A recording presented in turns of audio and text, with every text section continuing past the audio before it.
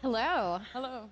I am so pleased to be joined today by these incredible artists and entrepreneurs in their own right. Maria Lopes, the creator of the consciousness field, an artist, anthropologist, curator.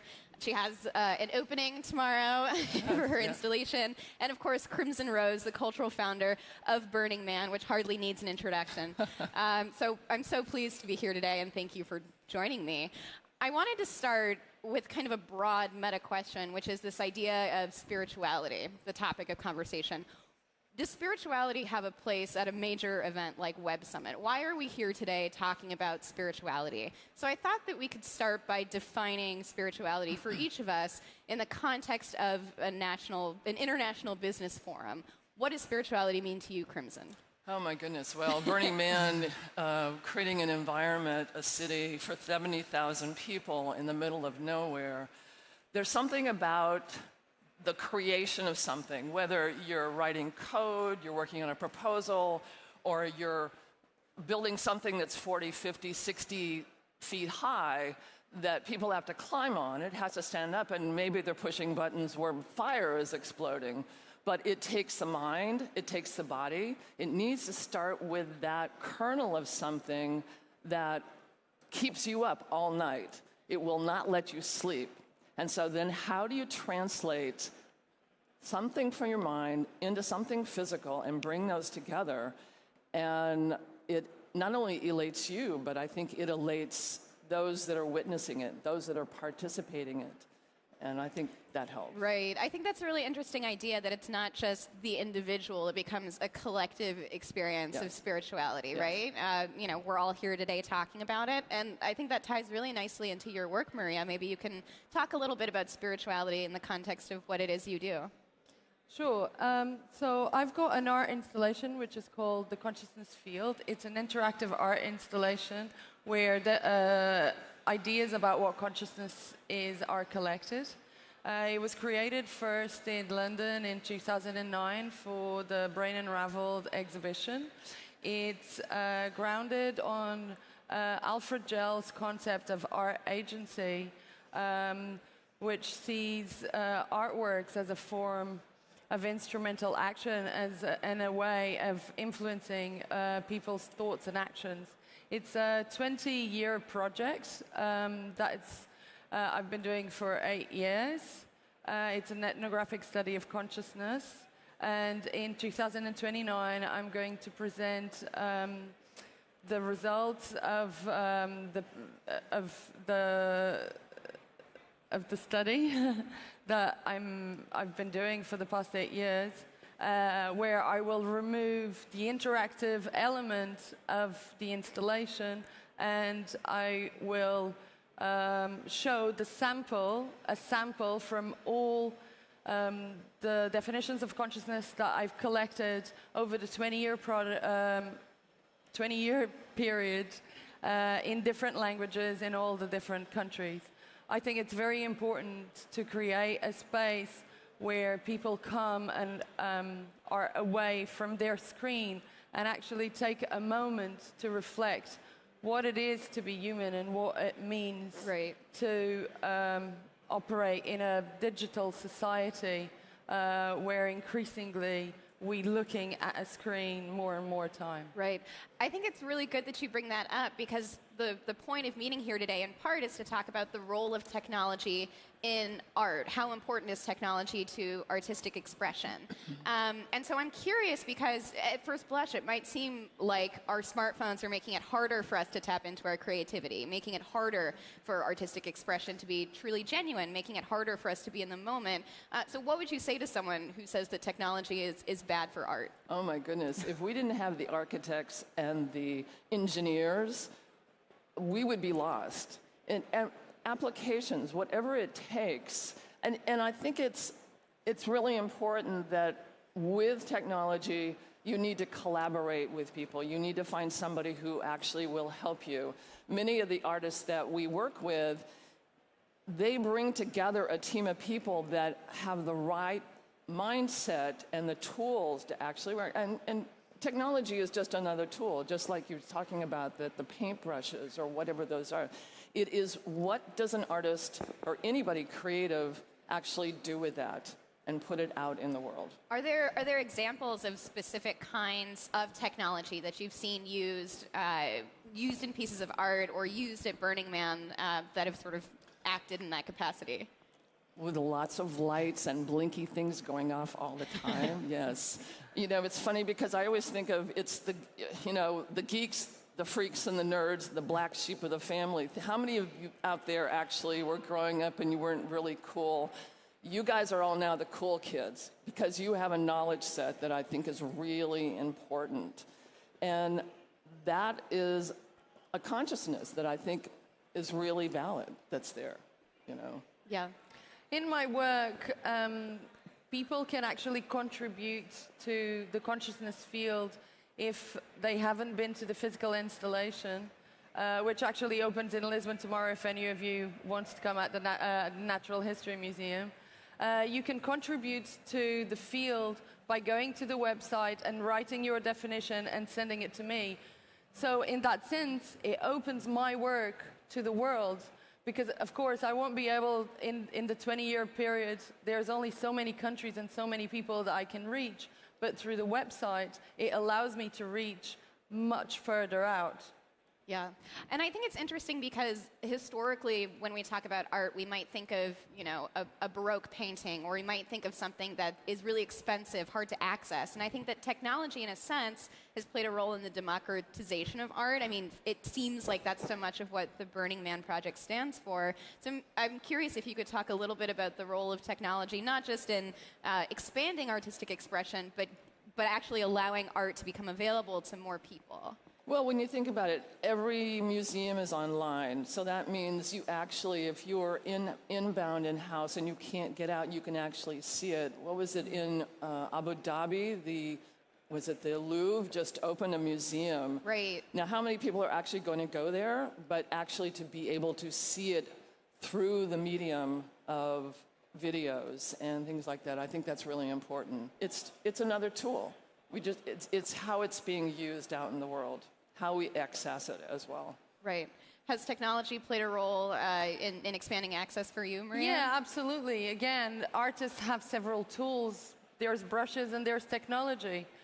In my case, the website is really instrumental in accessing more people who are housebound and people who are in other parts of the world where the installation is not going to go, but they still can participate through the website. Right. I'm curious, so for Burning Man, one thing that you guys do is you provide grants for select artists who are going to come to Nevada once a year. Yeah. And in this age where access has increased, how do you filter for quality? What is it, you know, say, I can imagine there's somebody out there who, you know, wants to create an art project or a startup or an organization that can be involved in Burning Man. What is it that you're looking for? What sets you apart in this day and age? It's about interactivity. It is not really about utilizing and walking around with a phone or acting as a...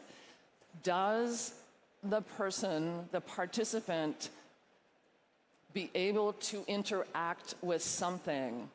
There are no barriers. There's no velvet ropes. Basically, you become part of the artwork. It would just be a very pretty thing, but that's one of the aspects. How many people can actually participate with it? Do they climb it? Do they press buttons? I think it's really important. This changes the whole aspect of really the genre of art. We give out $1.5 million to grant us to arts. This year, we had 70 different artists, even though we had 300 works of art at the event. We help people in so many different ways with heavy equipment. We're certainly there to help them with technical knowledge, and it is really quite amazing. And then it all goes away. There's nothing there right now if you were to stand in this spot. And that's a pretty incredible feat of infrastructure if you think about it, right? So a lot of people might not know what the cultural founder of Burning Man does, so maybe you can speak a bit about your role in the creation of this infrastructure that brings Burning Man to life once a year. Well, this was my 26th burn, as we like to call it. I actually developed the art department where there was nothing. How do you support an artist to go into the middle of what appears to be barren, to be in the middle of nowhere, and actually to build something. So we literally build a 9 square mile city that has the aspects. There are no trash cans. We expect you to come there and bring everything with you. That means you really have to be self-sufficient. The hardware store is 100 miles away, so if you didn't bring it, you might as well think of something else. That means that there are no trash cans there. You must take responsibility for everything you do. And now that's sort of radical. It's like, if you brought things with you, you take it back away. The only 2 things we sell are ice, because we want to make sure your food stays safe, and caffeine, because we know that we run on caffeine. Everything else is something that participants bring to the event, or else it would just be a camping trip. Right. And have you seen, we've read about entrepreneurs like Elon Musk, representatives from Google, major companies coming to Burning Man. Have you seen companies change the way they approach the organization in the aftermath? And what is it specifically that you would say these companies are doing differently from having experienced it? I think what happens when people come to Burning Man is that they change their perspective of how they're doing business. Some companies are profit sharing, others, as what we're doing, is that we listen to everybody on our staff, because these are the people, Department of Public Works that builds a city and takes it away, emergency services, the people that are creating the art, that are placing theme camps, that are creating the files for the mutant vehicles.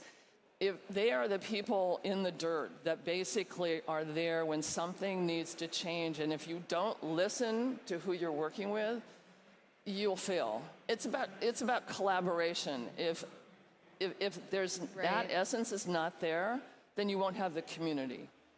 And the idea of community seems so important in this day and age. I mean, yesterday we had the president of the ACLU and the founder of GoDaddy, or the CEO of GoDaddy, talking about diversity in tech and how that's such a hot button issue right now, because executives don't necessarily see the importance of having staff that reflects your customer base, right? You know, that could be somebody who's gay, straight, bisexual, black, Muslim, what have you, of any different, orientation, religion, or stripe. It seems to me that that perhaps something like Burning Man could open somebody's eyes and someone's perception. Yeah, it's not what you have. It really is who you are and how you're contributing to a city. Right. I mean, what happens then is people have come to our event, they got so inspired, and like the ember cast from a fire, these people would go back home and they want to do something within their own community. They do a beach cleanup, they get together in a pub and want to do something. Actually, in Barcelona and Madrid, there are 2 regional groups. There's actually a camp out called Nowhere in Spain as well, and it's spreading. The idea of community is really important to what you do as well, Maria. I'm curious how you think of your installation in the context of diversity and representation. Yeah, it's really important in the installation, because the installation doesn't exist without people's participation. Sure. The field, it's called the consciousness field. The field is made up of the definitions of consciousness that people write and put on the wall. Without their participation, the artwork doesn't exist. And that forms, all I ask from people is their definition of consciousness. I'm not asking them about their age, their name, their creed, their gender. What is important is their definition. As a human being, what do you think is consciousness? Right. And it's the idea of a global community, because that's what we are. We are a global community of human beings. Right. And I'm curious what some of the different definitions of consciousness are that you've seen in the installation. I mean, if you asked us here right now, I'm sure they would be completely different.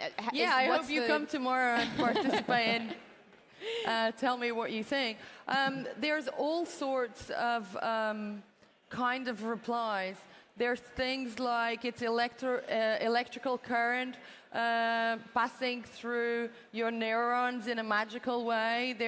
It's your way to connect with yourself, others, and the universe.